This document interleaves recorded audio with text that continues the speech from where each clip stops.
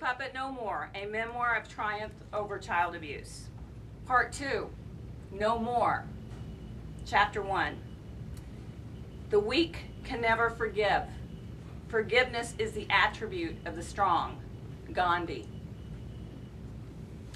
Did my abusers murder the person I could have been?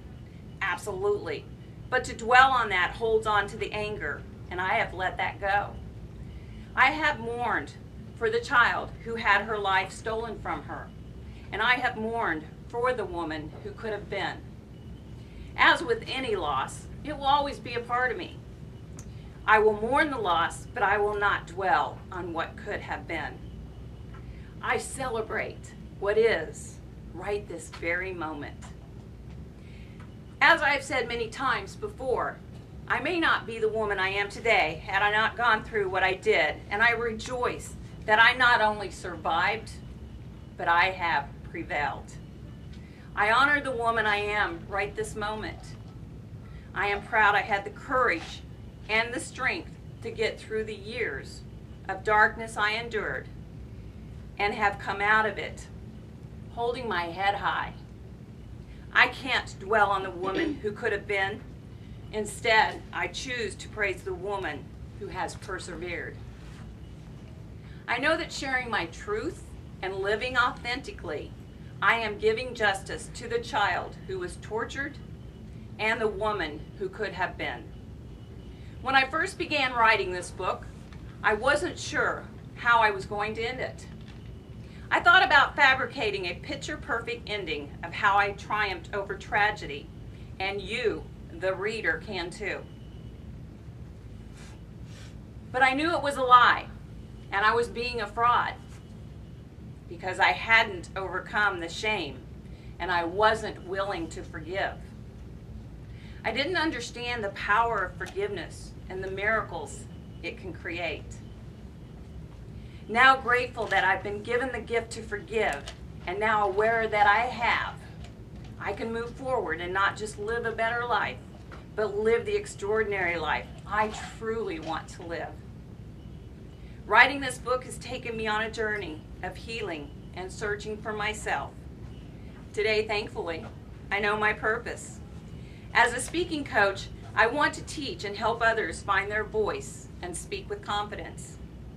I will also continue sharing my story, resolute in doing so, knowing it will help those who need to know they are not alone and they too can gain the courage to speak out. Happy and at peace with myself, I am immensely proud of the woman I have become.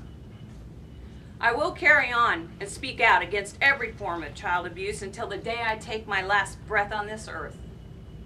It's not about me anymore, because I truly have triumphed over tragedy.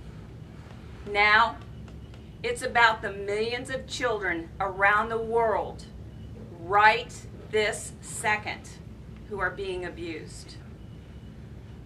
I hope everyone that reads this book and who has been a victim of any form of child abuse will seek help, and that you are able to reclaim your lives and come to understand you too can have a happy ending to your story, just as I have.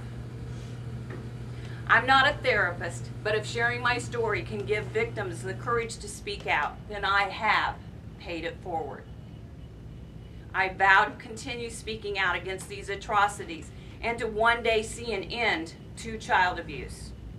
We must continue with these unpleasant conversations, no matter how difficult they are, to bring about change and end these crimes against our most precious resource, our children. Hopefully, sooner rather than later, the conversation will be, remember when children were so horribly abused?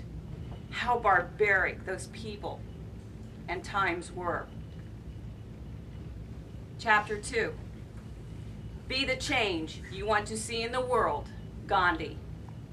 The wonderful possibilities of living and sharing an extraordinary life are endless. Speak your truth, speak with confidence, and the truth will set you free.